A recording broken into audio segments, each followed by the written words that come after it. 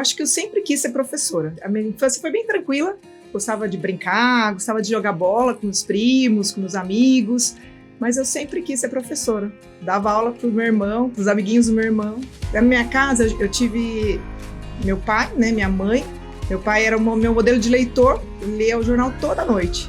E minha mãe contava histórias à noite pra gente. Então, desde sempre eu quis ser professora.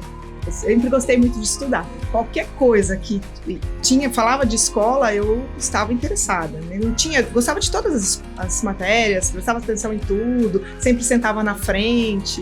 Então, eu fiz desde a educação infantil até o 4º ano de magistério. Fiz na Escola Leonor Fernandes da Silva. Eu estudei, né? Fiz magistério e de lá eu fui para pedagogia, fui fazer pedagogia, fui para a Unicamp, fiz pedagogia, mas eu sempre quis ser professora. Gostava de fazer isso, gostava de estudar, tenho ótimas lembranças da minha primeira professora, que é minha amiga hoje no Instagram, no Facebook, e ela até hoje a gente se conversa ainda. Quando eu fui fazer o vestibular, eu estava com o pé em 2 canoas, ou era educação física ou era pedagogia. Eu escolhi, vamos dizer assim, eu escolhi minha mãe, escutei minha mãe, na verdade. E aí eu fiz pedagogia e depois eu fiz todo o meu TCC ligado à educação física, fiz pós em educação física e aí até na faculdade, porque quando eu dava aula, todas as matérias ligadas às questões de corpo, de movimento, educação física e pedagogia. Eu escolhi pedagogia, já entrei direto na faculdade, fiz quase 5 anos de faculdade. E aí eu caminhei, eu fui direcionando um pouquinho para as matérias eletivas, as matérias optativas da faculdade, eu escolhi as áreas de educação física. Como eu sou mais clássica, né? Quando eu fiz 18 anos, eu já tinha magistério, eu já era habilitada como professora. Foi bem interessante. Eu trabalhava antes numa loja de brinquedo e quando eu fiz 18 anos, dia 12 de março, dia 13 de março, eu fui contratada na prefeitura como professora estagiária. E daí eu já comecei a substituir, então eu comecei a dar aula na prefeitura, eu trabalhei 4 anos como professora estagiária, substituía todo mundo e tal. E aí eu prestei um concurso para o SESI. E aí eu saí da prefeitura, eu fui para uma licença gestante no SESI. Eu pedi a conta da prefeitura e fui para o SESI, fiquei 4 meses lá. E aí eu prestei um concurso, passei, só que não tinha vaga. Então daí eu assumi o SESI quando liberou a vaga, eu assumi. Nisso eu fiquei pesquisando a educação física, eu tinha uma bolsa de pesquisa na educação física, iniciação científica na área da educação física escolar, que era a área que é da escola. E aí eu fiquei 1 ano pesquisando, voltei a trabalhar com educação no SESI. Como professora de educação infantil, eu fiquei 2 anos como professora. E aí eu assumi a coordenação. E aí eu tenho mais de 20 anos de coordenação e agora eu tô na direção. Eu sempre fui muito próxima, né? E eu tive o prazer, eu acho que é o prazer e o desafio, acho que são 2 palavras importantes, de ser colegas de trabalhos e depois vir coordenar as minhas colegas de trabalho. Desafio, porque eu estava de um lado como professora e depois eu virei a coordenadora delas. E é desafiador. Entretanto, eu sempre fui muito próxima dos estudantes, dos alunos. Né? Então, eles têm liberdade para falar comigo, eles vinham para minha sala, eu sou contadora de histórias, então, às vezes eu ia para a sala das professoras, pedia, posso ir aí hoje contar uma história para eles? O que vocês estão estudando? Que eu vou lá contar histórias, vou falar de poesia. Eu ia até a sala de aula para não perder esse contato. Na direção faz 1 ano. Faz 1 ano que eu estou na direção, eu fiquei concomitante, né, com a coordenação pedagógica. Durante 15 anos eu dei aula no ensino superior, fui professora do ensino superior por 15 anos, vários cursos de pedagogia, letras, educação física, fisioterapia, educação artística, matemática, enfim. O ano passado eu pedi para sair da faculdade e agora eu tô só na direção da escola. É um desafio diferente, né?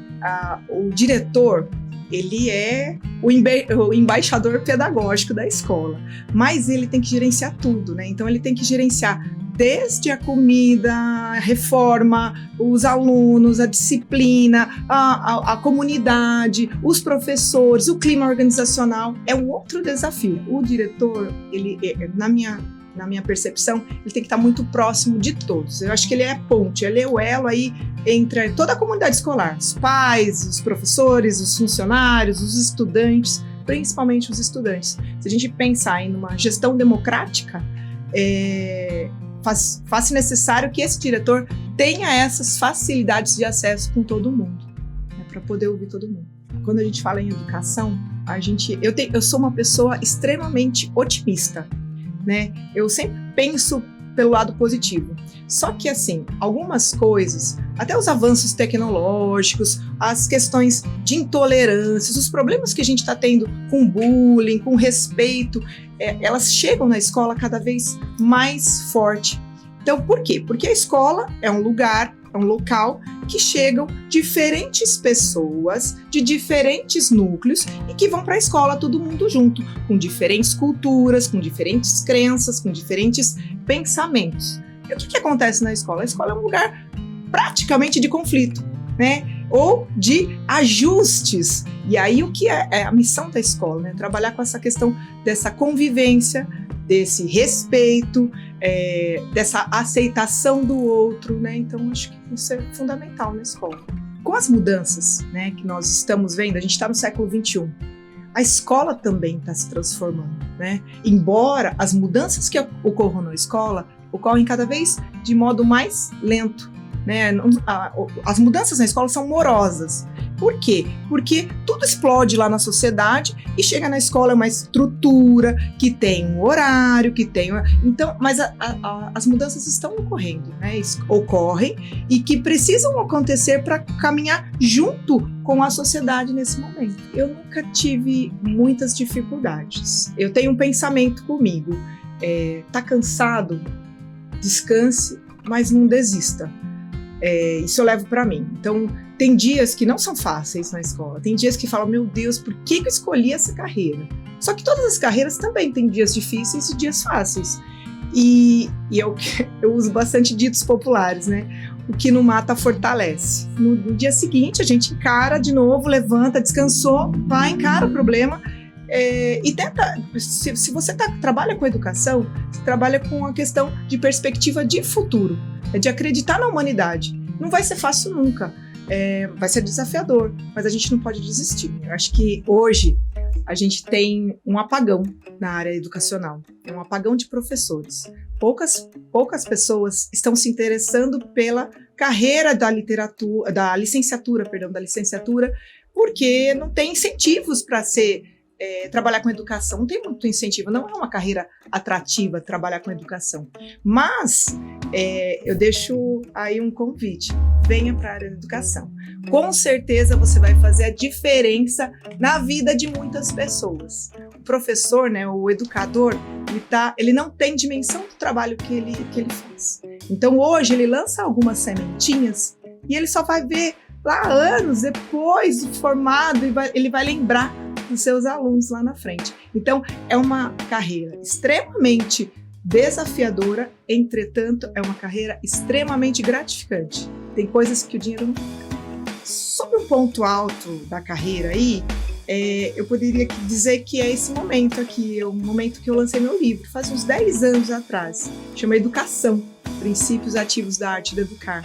E aqui ele tem vários capítulos que falam daquilo que eu acredito, de contar histórias, tem algo sobre a educação física, sobre formar leitores, sobre a importância da didática, de como ensinar a dar aula, então, sobre avaliar, como que é avaliar hoje. Então, acho que isso é um ponto alto da minha carreira e que até hoje eu guardo esse momento com muito carinho no meu coração.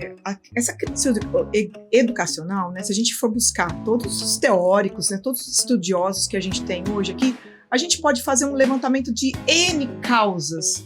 Por que a educação está assim? Eu acho que uma das causas é a questão da desvalorização, né? E desvalorização da carreira.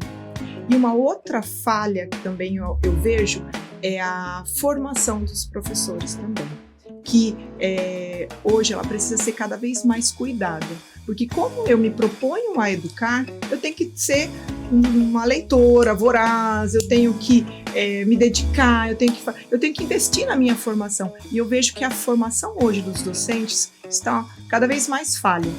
E além dessa formação, a carreira não é atrativa financeiramente, de reconhecimento mesmo, de respeito perante a sociedade. Eu me realizo diariamente. Eu acho que o menino fazendo alguma coisa lá, eu já choro porque eu fico emocionado, falo, meu Deus.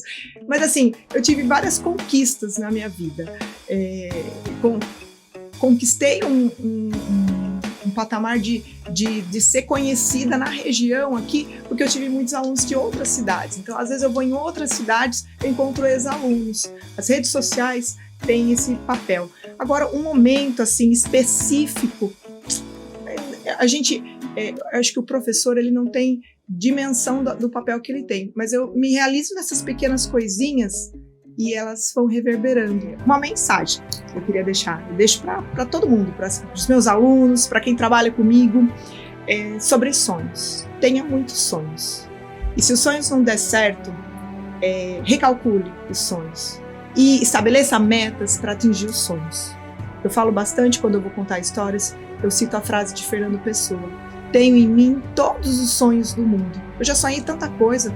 Sonhei em ser professora de educação infantil, sonhei em ser coordenadora, sonhei em ser diretora, sonhei em ser professora de educação física, né?